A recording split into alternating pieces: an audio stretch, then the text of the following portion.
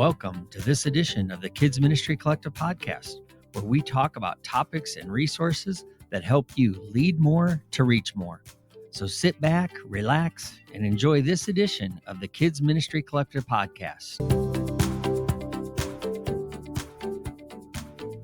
And welcome to another episode of the Kids Ministry Collective podcast. My name's Tom Bump, and I'm your host. Thanks for joining me, my friends. I am looking forward to this conversation, and I know you hear me say that every week, but I do. I love doing this for you all. But let me ask a question. Have you ever considered ways that you can impact your community outside of your church? I think one of the most underutilized ideas is the way to get in and partner with local schools and community groups.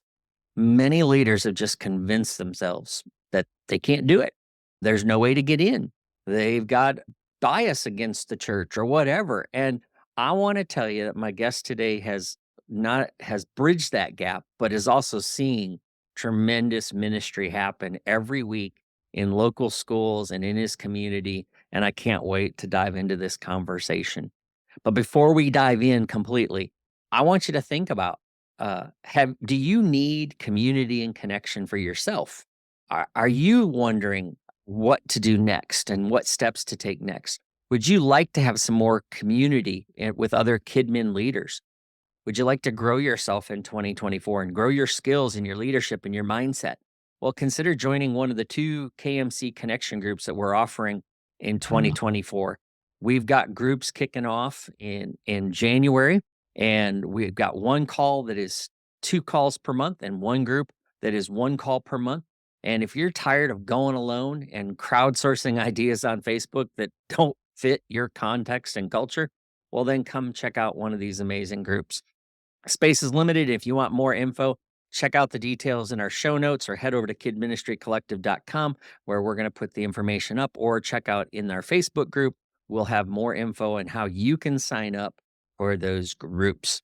All right, let's dive into today's conversation. We're talking about going where they are with my good friend, Rob Livingston. Rob, welcome to the Kid Ministry Collective podcast, man. No, thank you for having me. I'm excited to share a little bit of what God's been able to do down here in Alabama and what he can do where we are. All right. And if you say roll tide one time, you're off the show. Because if anybody's watching the video right now, I am flashing my colors so that I can bless my brother. And for those of you listening, I'm a Michigan boy. Rob's from Alabama. And our 2 teams will be meeting really for the real national championship college football. It is the national, right, Rob? So anyway, that's not this podcast. I was waiting for it to see if that would come up. So I behaved. I worked not out today. I instigated it. I did. All right. Well, hey, tell us a little bit about where you live and how long you've been in ministry and what you do. Because I think a lot of people haven't met you yet. So this is a good time to share a little bit about you. All right. Like Tom said, I'm Rob.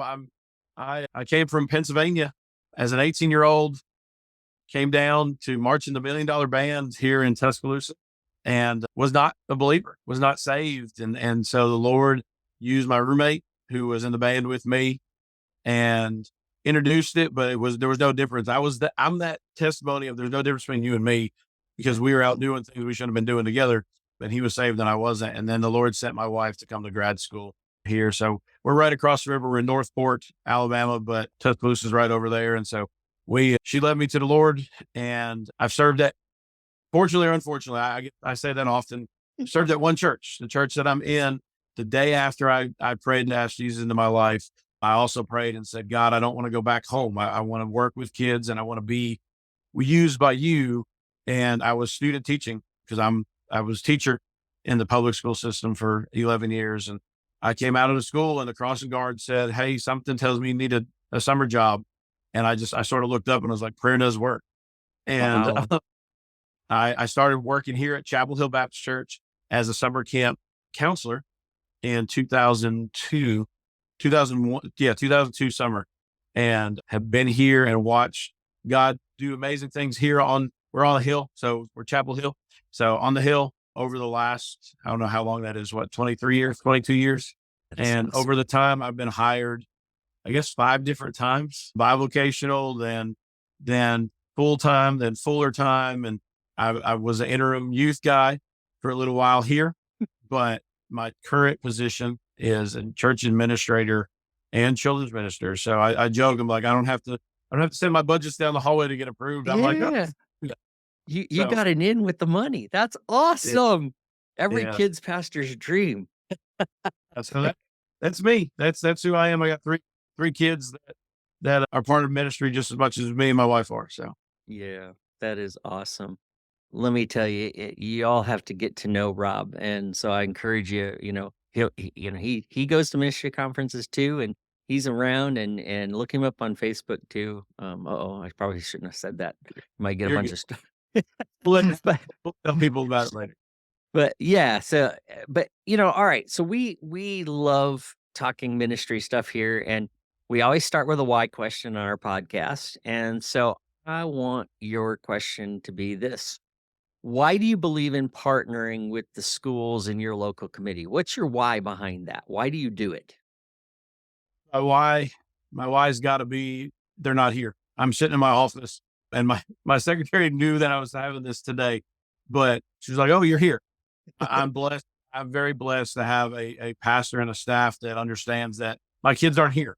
Ministry is outside the point it this way because the wall's right there. Ministry is outside these walls. And so my why is because the kids aren't here, they're there. Mm, And so we go reach them where they are. that is that is a solid why. That is a solid why. Well, I've been following you on the socials for a while, and I love watching the variety of things you do in your community, in the local schools. And I would love, because we're going to dive into this deeper, but give people a 30,000-foot view of what you and your church are doing to to get into the community and to serve the kids and families around you. Well, I guess it starts back years ago when I was still teaching. I was bivocational and I came in for my yearly evaluation, and my pastor who passed away 2019 ingrained a lot in me. But he asked me, he said, "Hey, great year." Da, da, da. Went through all that fun stuff, the challenges and different things. And he said, "I got one question for you, and I don't want the answer right now." And he said, "What's an itch the community has that we can scratch?" And it's a weird, rough statement, but I was like, hmm. And I said, okay. We prayed and I left the office and I prayed about it and came back the next day, and I walked into his office, and his computer, his back was usually to the door, and I knocked, and he said, "Hey bud, what's up?" And he didn't even turn around, he knew my knock. And I said, "Soccer." And he said, "What?" And I said, "You told me to answer that question, and God answered that question." And that's where we started in our community. Big picture is we didn't even have soccer fields. We had woods. And he said, "Where?" And I said, "Back there." And he said, "I don't know." And 6 months later, we went into a building campaign, and they planned that to be a parking lot. And they being human, but God is bigger than that. And God said, Mm, "No, let's do that soccer thing." And so we started with 47 kids playing soccer. And we have like everybody has used in different places. The local areas have their leagues, but I was like, "No, we're gonna do it." And by the way, we're gonna do it in the fall on Saturday mornings, competing against Alabama, and we're gonna see what God can do. And this past fall, we had 197 or 193 kids register, and 3 kids gave their life to the Lord. And I get a chance to stand on the hill for 5 minutes every Saturday and tell them, "Look, your parents came to watch your kid chase a soccer ball, but I'm hoping they're chasing a savior because they'll find them." And mm, so that's soccer ooh, there. We use that same field for a huge back to school bash where I have lots of friends in the different churches in our area. And the children's ministry world has this a little bit better than our senior pastors. And I've shared that with them. So I'm not saying anything that I want in the room, but the children's ministry world understands a little bit more that we're called to the world. Yes, we're called to the Lord. We're called to our building because that's who sometimes pays the bills, but we're called to the world. And so the back to school bash is hosted here at Chapel Hill, but we have about 250, 300 kids that come from six different churches come that I know that are here, that are going to be here. But this past year, we had 17 different churches, variety of denominations just come. And it's really OMC from Century Kid World that we Uh-huh. just put here, and we play it big, we feed them, and the gospel shared. And so that's the bigger there. And then it was, okay, how can we reach these schools? We did a survey at the beginning of the school year this year, and um, our church we have teachers, we have bus drivers, we have mechanics, we have all of those plus our students, and from kindergarten through 12th grade reach 20. We have 21 different school buildings that Wow. our people are out there somewhere right now. Uh-huh. A- And so we decided, hey, we need to go. After my pastor died, of course, everybody navigates COVID, how we have been navigating COVID, but the Lord called another pastor here. And I was thankful because took the weight off my shoulders. And his very first thing was go and be. It was release leaders.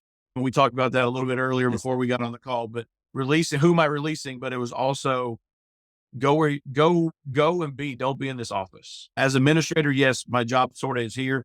He said, go be a children's minister. And so I went to the school that I taught at for a little bit and jumped in there. But that's all of the extras. And I know we're going to lean into the schools, Yeah. and I'll share a little bit about that, how that all started here in a little bit. Yeah. Yeah. Because I mean, I just remember, you would share posts of you and your crazy hats driving school bus and doing things, and that's what I want. I want people listening, children's ministry leaders listening, hear all the different ways. It's not just one way. There's got to be a way, and so don't let a roadblock that gets thrown up be a gigantic wall. Get around it, work your way around it. And you're going to see that Rob and his church have found ways to do things, and he found ways to serve the community and bridge the gap that a lot of, like I say, driving school bus. Not a lot of people want to do that kind of thing, but it opened doors, I'm sure, and got people to know who Pastor Rob is, or just as Rob, the guy who wears the fun hats on the school bus, Yeah, which I that was which I love. definitely the bivocational coming out, surrendering. Okay, God, I guess I'm supposed to go to full time ministry. Our church wasn't ready for that. I'm the official first children's minister at Chapel Hill, but they were ready, and God said, "Hey, you can still stay connected to schools and go learn how to drive a cheese wagon." And so I go for 7 years, and I had high school kids. I'm a children's minister. I had high school kids, and they get on, and I was like, "How can I reach them?" And the very first hat I wore was an umbrella hat. And the kids just looked at me like, "You're stupid." Like, what's stupid? And the next day I came on and I had a big squid hat. And they're like, what is this? And I said, "You're finally talking to me. Let's just chat." And so for 7 years, every day it was a different hat for a school year. And then of course they would cycle over. And then that led into lots of conversations and who I am. And God used that. And the last day I drove, full time, the last day I drove, there's two schools that I dropped off because I ended up going to elementary school at some point. I pulled into the school and the teachers had hats on. But oh, you talked about my post. I use social media. Social media can be a great thing and it can Oh, be in school as well. yeah. And so, but I used my post every morning. I took a selfie and I posted scripture most of the days with that. That was me spending my time with the Lord before I went out there and got thrown into the world. But guess Yeah. what? That's where we're supposed to be.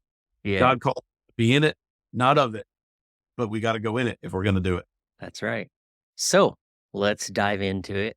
How did you get started doing these in school clubs, and how many are you currently doing? Because it's pretty awesome to see every week. Again, on Facebook, I've been watching your posts and the videos of the kids singing scriptures and stuff. So how'd you get started doing the clubs in school? Well, it started with an invite from the school I just finished. Wednesdays is Walker Warriors. All the schools have different names, but I'm currently in six. And yes, y'all can do the math. There's only 5 days a week. We are blessed. There's one school that shares a parking lot, and a K through two school shares a parking lot with the sixth grade school. And so on Tuesday mornings, I'm 7:30. I'm in the sixth grade school. I pack it all up. I run across the parking lot, and my secretary and our tech guy here loved what was going on. So they actually go to the elementary school and start it. And I run over there and dive in with them and finish it up. But it started with an invite on a Wednesday morning. They said, "Hey, we want you to come up and just see what's going on here." And I said, "Well, you've been doing this for years, but it's all kid led in the elementary world here in Alabama, at least. It's got to be kid led." And I said, "Y'all been doing it for years. What am I?" And they said, "We just want to see what your excitement would have and any suggestions." And so I went and I stood there in the gym, and they had about 47, 57 kids that day. And they did great. The girls that were leading it sang songs. They were using their phone. They would play it over a little tiny speaker, play songs, and then they would read the devotion from their phone that was either from the Bible app or something different. And they got done and they were all excited. And I said, "Girls, that was awesome." And so they left, and the parents asked me to come up there and said, "Hey, what do you think?" And I said, "I think it was great." I said, "Big thing is nothing should be, well, you got to do this differently because you're putting the word in the school. So however it's done, it's there." And they said, "Well, what suggestions?" And I said, "Just a little bit more organization." And when I tell people that know me are like, "No, Rob, like you can't tell somebody to be organized." And so, but I said, they got to be able to hear the music more. And so we upgraded their speaker a little bit, and there's lots of different budget's one of those. I'm blessed, but we started with little tiny speakers and we have grown to a couple speakers now because of different schools. But I just said, "Yeah, let's see." And they said, "We'll come back next week." And we changed up the devotions a little bit just because it was scattered. It was popcorn more. And so the following year they said, "Hey, we want you to lead it, come up here and be here." And so that was one school. And that sort of sparked into my students here. Like I said, we have 21 different schools from K through 12 that reach here. So I would tell people, "Hey, I'm at Walker on Wednesdays." And so other kids were like, "Well, you come to our school." And so a lot of it started with my own kids in my ministry saying, "Would you come?" But 6 schools, I have 23 different leaders. Again, going back to my pastor's challenge when I first met him in my interview with him, I'm training up 23 4th, 5th, and 6th graders to share the gospel. And so, because yes, I'm there when the morning's happening, but I'm not there right now. And those kids are walking the hallways. And my prayer for those kids, we saw 264 kids this morning. My prayer is that one of those kids sees those kids leading and be like, "Hey, can you pray for me? Can you tell me more about that?" Because they're there. Yes, I'm around, and that's part of it. There's a continuation. You have to build that relationship. You have to build that, and I'll share that here in a second. But overall, I'm in 6 Monday through Friday. Tuesdays is my double day. The schools tell me when. The principal, it's still the principal's school. And I have a very good friend that's a principal at one of the schools, and he's not a believer. And I'm telling you, if you need somebody to when I give my contact information, if you're like, "Rob, we need somebody," reference a principal to call and talk to and tell you, that gentleman be the one I give my name to. Wow. Because he, as much as what he believes or doesn't believe, he is very much for me being in that building and doing what we do. And all the principals are great. But if they tell me, "Hey, we have something going on," then we either switch rooms or we just don't do it that week. But it's a principal's building first, but 6 for me. And then amazing again, 4 different church leaders from outside Chapel Hill have reached out and said, "Hey, we want to start this." But the schools have said, we need to talk to Rob." I'm not the professional. I'm not, it just happens. That's what I'm doing.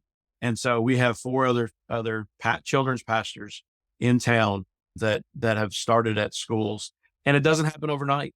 The last one that started, so it's 10 total. The last one that started this year, we met last year in September, and the children's pastor said, "Hey, I think we're good." The principal is excited about it. And it took the school a full year. And I sort of almost forgot about it. And I got an email at the beginning of September this year. "Hey, we're ready. She's ready to actually do it. We're diving in." And so every day, double or triple sometimes, but you got to go. You got to be. Yeah. But it started with my kids. My kids asked me some of it started with my kids, but the school asked me to come up there, and they got to trust you before Yeah. they say. That's really good. Can you describe just a little bit? I'll go off script just for a second here, but describe a little bit about what happens in these clubs so that people get an idea because, you mentioned that these are kid-led. So describe that a little bit so that leaders know because, yeah, I think that there's some that think they have to be all hands-on this, that they're trying to do you're not duplicating what you do on Sunday mornings in the church. So tell us just real briefly a little bit about that, and then we'll dive into some of the other questions Yeah. I've got for you. So it is before school, and so some start at 7:30, some start at 7:45. And there's days that I get confused which timings that I get myself a little hand slap from principals every once in a while. But we go in and I actually, and you said it's not duplicate what we do here on the Hill on a Sunday, but I know we're busy. And so when I first dove in, this is third year doing all this. 3 years ago, I was recreating the wheel. I write the devotion. So yes, it's kid led. It's still Rob talk, if that makes sense. But I write the devotion. And so I was recreating the wheel. And last year, about February, I was like, why am I doing this? I'm teaching on Sunday morning, but I'm that teacher that doesn't write anything down, which is not great, but I teach. And so I've got myself now in a habit. I after I finish on Sunday, we go to lunch and I come back to the office and I sit and I type out a very short devotion from what my 30-minute lesson, my 20-minute lesson was. And so it's scripted. It's scripted. The kids, like today, when I walked in to the school, that my leaders came up and they know I'm setting up the computer. They get the piece of paper, they look over it. And so we used to try to email that to the parents, and the kids get it. And it got too much logistics. And it was like, hey, wait, we're taking this to making this complicated. These kids could read. Here's they are. So it's scripted. I play a song, fun songs. There's lots of songs out there. Little side note, YouTube is great. YouTube hurts our friends that are in ministry that have put the product out. And so, and also I have lots of friends that are in ministry and they know that I pay for their music, but I know there's people that can't.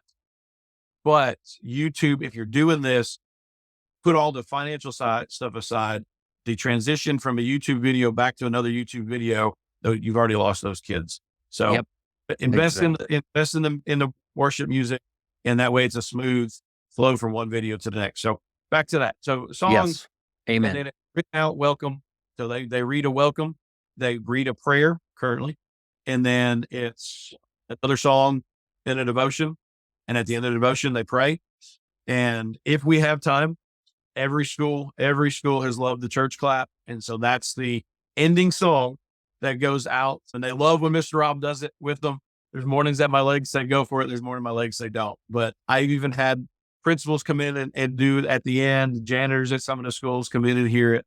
The kids hear it at local football games, and it's crazy. And everybody's like, where did all these kids? It's just the closing song.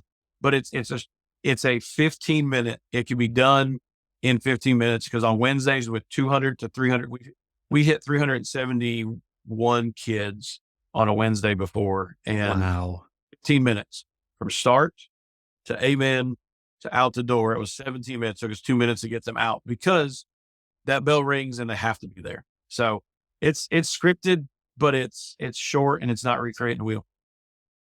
That is awesome. That is awesome. So if somebody wanted to start one of these, what would they want to be thinking through and doing? Big thing is first to start that relationship. This year, the schools that we're in, 2 of them we were not in. And we had talked about it. I have a child that attends Chapel Hill that goes down there, but I showed up on the first day of school with 2 dozen donuts and introduced myself to the principal and the secretary. When I taught, my mom told me the day I graduated, she said, there's people in the school system that you need to be your best friends. It was the secretary, the custodian, and the lunch ladies. And so I always take care of them when I'm in the buildings, but we take donuts on the first day of school. So all 6 of these schools that we're in, that first day we hit 3, the second day we were back at the other 3. And it was just building that relationship. And so they need to know that you're not going to come in there and hammer Jesus down their throat. Yeah. God's going to do that himself. God's going to take care of all that. We just have to be obedient and build those relationships. And so we went in, just loved on them. Just one school's asked, hey, can you help with duty-free lunch? And so I'll go in and I'll stand at lunchtime and watch kids while teachers have their duty-free lunch once a semester and building those relationships, being available. Yes, in the office. And this goes back to what we said, be where they are. But in the office, there's work to be done. But if you're in the office, you're not building relationships out there. Mm, And yeah. I told my secretary yesterday, and fun part with my secretary, she and I used to teach together. And the day I Uh, resigned from the full-time ministry, she said, one day you'll hire me as your secretary. I said, I'm just a children's minister. I hired her in um, That's so awesome. or 2000, I guess the end of 2019. So, but I told her, I said, we have to be available. We have to be out there. And is it hard work? Absolutely. But is there sacrifices? 100%. I was telling Tom earlier, I don't get to take my kids to school. When I came out of the school system, I was like, hey, I'm going to get time with my family. And my wife and I made that sacrifice of, hey, mornings, go be in these schools. And so some schools I drive 40 minutes to get to, but I was asked to be there, and God's put that open that door. And so I don't want to get that door shut back, because at any moment I know the world Yeah. could say, hey, that guy's doing something that we're not supposed to. But I told her yesterday, I said, we all have said, well, the Bible's been taken out of schools. I'm telling you all as leaders, it's Mm, our responsibility to put it back in. there we go. Oh, yes. It's yes. And there's ways to do it and do it well. And if you approach a school with, hey, I want to come serve first, not I want to come in and start a Bible club first. I want to come in and serve you. And then as you build that relationship, then approach them about, hey, could we start a student led gathering for 15 to 20 minutes, right? That's all it takes. The kids are going to lead it. We're going to have a few adults there in the room to help supervise and keep it, from them hanging on the rafters. And this is what we're going to do. It's all student driven. Boom. You know. Yeah. And a Uh, lot you- of it with that is, and all the schools are different here even, but it's principal's got to say yes. Supposed to have a teacher sponsor that legally teachers in the building. Mhm. And I tell people when they ask if this was just a conversation down at a conference somewhere, I'm a DJ. Monday through Friday, I'm a DJ. I press play on the music and watch God work through these kids. Yes. So, but teacher sponsor and a room, and that's all you need. There you go. There you go. And just write up a little devotion or use some of the stuff that's out there. Yeah, the kids Bible app, all those kind of things, or kids Bible experience. Oh yeah, all those kind of things work for it. That is really really cool. So I'm curious, what have you learned so far? So maybe some things that have worked well and things that haven't worked so well. So that as somebody starts thinking about some of these things, they're kind of, you go in with your eyes open a little bit of learning from some others' experience. Again, we're all bound by a budget. And so for me, it was one of those, the first year was just figure out what I have, grab what I had here in the office and make it work. But the biggest, oh wow, we need to change that, was that little speaker. They could hear it, but they could not. And so I've invested in a couple different sound speakers. Yep, there you go. A couple different sound speakers to see what works. And some of them are really big and great, and some of them are small and work great. And I use them for soccer in the fall, and then I throw their speakers that come back in. So we learned from that. And then the biggest thing was figure out how to get the words on the screen, how to get the song. Again, I use, and Tommy, you can put some of the stuff in the notes there, but Mhm. I use, I'm going to say it. Am I allowed to say website that I use Sure, for absolutely. Worship House Kids is where I get 99% of my music, including the stuff from two of my good friends, Jeff and Yancey. So But Jumpstart 3 and Yancey. It's just jumpstart3.com and then Yancey Ministries. You can find yeah, both of them. Yep, it's they're so great. both friends of the podcast. I get lots of it right from there. But that was when we got that, we put it on the screen, was a win. And I have a backpack, I carry my laptop, and I carry a converter, because every school used to be different. There's Walker Warriors, the largest Bible study I do. I use a VGA cord, and it blows my mind. I use an old projector and a VGA, but I'm in a gym and lots of bleachers. And so it works. And then I have HDMI, I have smart TVs at some schools because I'm in wherever they tell me. And Yeah, so whatever right. technology we have, but we do have one of those extra four that the first day she did it, she sent me a picture. And this answers the question of what have we learned? She sent me a picture of what was going on. And most of these have started with 8 to 10 kids. And you're thinking, no, they did. Yes. Every one of these have started with a handful of kids and just watched God just do his thing. But she sent me a picture. I was like, that's awesome. Prayed for you. And she said, biggest thing is they couldn't see the words. And I said, well, did you try? She said, well, no, we didn't have anything. And I started laughing because in the picture behind the kids was a smart TV that was just in the corner. I was like, hey, plug into that. It works. And so biggest thing we learned is put the words, the motions, the Yeah. whatever on the screen so they can see it. Your kindergartners aren't going to be able to read it. Your first graders are going to struggle reading it, but they're going to mimic what they see on that screen. Yep. They can do the motions. It takes it from just it's that other club thing to it really is a Bible study. It really is a worshiping time. I love starting my day. Every day I start worshiping with kids. And my Facebook posts, there's lots of times I record them and I sit back, I turn the volume down, I just sit back and listen to it. So that's probably the biggest struggle. The wins definitely are getting those words out there. Yeah. Yeah. And and again, that doesn't, I mean, a Fire Stick, an Apple TV, an HDMI cable, a VGA adapter, carrying an HDMI cord, carrying all that stuff with you. Yeah. A single backpack, you can throw all that kind of stuff in there.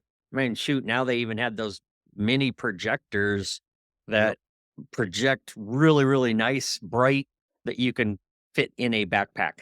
And all of it for a couple $100. Budget, but you may not be able to start it this year. Right. So, and this is gonna be out there before the end of this year, but next year, put in your vision for next year. Yep. Hey, church, I need $100 or I need $200 to get this happening. Well, it's not our kids. Well, they can be. They can be our kids.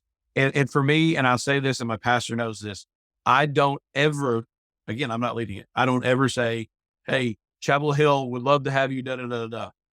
These kids are leading it. They know where I'm from. They know where I'm at. But it's not, at the end of the day, it's not about putting kids on my ocean floor. It's what I call my worship. Not about putting kids on my ocean floor. It's about introducing them to the Savior and letting them go where they are. Again, we have so many churches. So they hear about Jesus and they go to the church right next to the school, right where they live.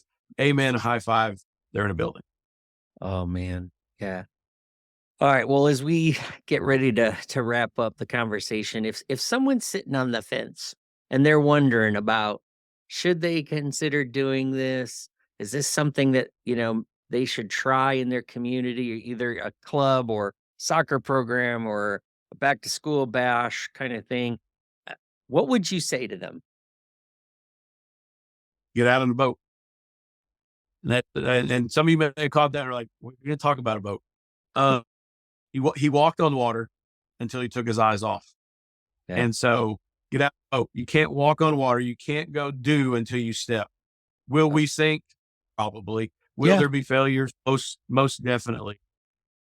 Michael Jordan missed more than he made. All of that stuff, but you have to go.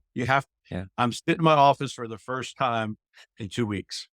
I don't sit here. I did have to come in and be like, hey, woo. But I'm out. Go to your pastor. Hey, I want to reach our community. Well, what do you mean? Well, I want to be out there. Can I have one day? I go to lunch with my kids. That was prior to COVID. I can go. I can knock on the door, whatever you do at a school, ring the bell, and they let me in. And I'd say, hey, I'm here to eat with some Chapel Hill kids, and go do it. After COVID, it got a little different. And this year I emailed the principals that I'm in schools. I have those relationships. They let me in the building. I don't even wear a badge sometimes, which is crazy, but they have that trust. I built that relationship. But I said, I would love to come be able to eat with these kids. And every one of these 6 principals said, absolutely, we'd love to have you in the building more than you can. We don't get that. This didn't stop in the children's ministry. Very briefly, I know we're coming to the end, but if you're like me, my youth guy's next to me. He's in the room down the hall, and we're in a high school. Chapel Hill does a Bible study on Thursday mornings in a 7A, which is the largest in the area, 7A high school right down the road, because we took them donuts and we built that relationship. We feed that football team in the fall. That football team is in our building on Thursday nights. Again, reaching our community wherever we can. I'm a chaplain for a 4A school. Past that, whatever's needed, we do. Yeah. If you're on the fence, step out of the boat, go for it. Keep your eyes on Jesus. And if you choose to follow me, there'll be times that you'll see it goes away. And Tom, you probably noticed that over the last couple of years, I stopped posting. And when I stop posting, it's not because I'm tired. It's not because I forgot to take pictures. I have over 80,000 pictures on my phone. It's crazy silly. But when I stop posting, it's because people made it about me. I'm the DJ. Yeah. He's the one that's making it happen. Those kids are Yep. doing it. And so when it becomes about Rob and or Chapel Hill, we pull the brakes. We pump the brakes, pull the reins and say, no, I don't want the world to see that. I want the world to see Yep. Jesus first. I want them to see these kids are leading it. And it's awesome. And we're expanding a little bit and we got to close. But God told me on my last road trip, my family was asleep. And this is what he said. And I'm done after this. He said, you're not doing everything you need to be doing. And I said, God, what? Huh. And he said, handing him a piece of paper on a Monday, Tuesday, Wednesday, Thursday, Friday morning is awesome. And watching them lead is great, but you need to do more for those 23. And so I heard him and I said, no, last year. And I told him, no, some of you know what that means. That happens. They'll either let you do it again or somebody else will get the blessing. But starting in February, quarterly, I'm going to be meeting with these kids. I'm going to take them to eat. It's going to have to start with, hey, bring $5, but I'm going to take them to eat. And then the awesome part is schools 20 miles one way and 20 miles another way from the church. These kids are going to get together. To come together. It'll be a small discipleship time, a celebration of what's going on in their schools, and then a prayer time. So it's growing. God's saying, hey, if you're going to do this, let's continue to do it. You're releasing them. And so he's not done. He's still doing some things, but get out of your office, get out of your office. The Sunday morning sermons will happen. The volunteers won't show up. All of that still, but wow, what the blessing it could be is if you start your day in the building with kids. Man. Wow. And I got to tell you, when I first approached Rob about doing this podcast, he was very hesitant and very like, I don't know.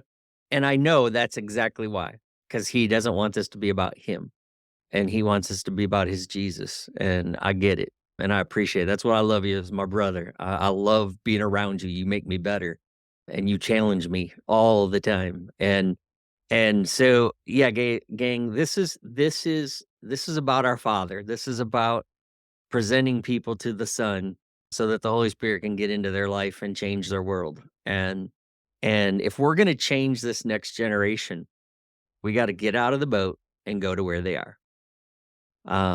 Because the enemy is doing it. The enemy is already there. The enemy is taking advantage of us waving the white flag saying, well, we can't get the Bible into school. Baloney. Right. We can. We can. And it's time to start saying we should and we will. And maybe it's stop doing some of the things inside so we can get outside. And so something to pray through, my friends. If God is opening a door, tugging at your heart, don't be a Jonah and run. It didn't end well there, or a season. And I've had my Jonah season. Don't do it. They're not fun. And you do miss out. Like what if you caught it, Rob even said it. God's going to ask you. And if you don't say yes, he's going to give somebody else a blessing. And I want those blessings. I want those opportunities to serve my King. So thanks, man. Keep it up. And yeah, I do miss the squid hat though. That one always made me giggle a little bit. I almost told you to wear it for the video part. Yeah. For the YouTube channel here. But anyway, man, thanks for doing this. Thanks for helping people expand their vision. Maybe start dreaming for something bigger and greater in 24, that they can start working in their community and looking for one place, one school that they could challenge their kids to go and approach the leaders about, hey, we would like to start something, a gathering in the morning for kids to come together and have some time to worship and get their mind in a good place. Kids need that encouragement. And the peer-to-peer thing is a powerful thing. So thanks, brother. Hey, if there's people that want to learn more or have some questions, how could they connect with you? Very dangerous right here, but I don't care. My cell phone number, I'm going to say it. You can put it wherever you want. Okay. It does not bother me. Respect it. There's kids in the world that have my phone. It doesn't bother me. My cell phone text is great. Text is a quick way. 205-561-9946. Tom, I'll give that to you again, but is that's probably the fastest, easiest. I am on Facebook. I think it's connected to Instagram. I'm techie, but I'm not. And so, but I'm on Facebook as Rob Liv, Robliv. There's a lot of people that don't even know my last name is Livingston, not Liv, but Rob Liv is my social media. And I post pretty much every day. And if you want to check it out, if you want to see what it's about without being behind me and watching it live, it's there. There's days I go live. There's days that I just hit the live button. But yeah, Facebook, I guess Instagram, Rob Lives, and then myself again. Text me. The 4 schools that are doing this on Monday morning, my secretary sends an email with the devotion. It's raw. It's not edited. It's whatever my fat fingers type. And I hear the typos that Monday morning when my kids read it. But if you want to start it and you're like, Rob, I can't write my own, you can be added to an email. So connect with me if you need to, if you want to. It's not about me. It's about him. But I do appreciate it. God's doing some awesome things. Ohio, Michigan, Pennsylvania, and Missouri have reached out in the last 6 months or last 2 months. And I just sit back and smile and laugh and cry and be like, God, wow. So that's who I am. And Very you're welcome. cool. However you need to. All right. Awesome. All right. That's going to wrap up this episode of the Kids Ministry Collective podcast. I hope that you've been challenged. I know I have, and I've been encouraged too. So thanks for listening, my friends. Feel free to share, give a recommendation or review to the podcast. It just helps us keep us going. If you're not part of the Kid Ministry Collective Facebook group, come join us. We would love to have you as part of our community as it grows. And if there's anything I can do to serve you, please don't hesitate to reach out, message me. I'm here to serve you. So God bless you. Thanks for listening, and stay tuned for another episode real soon.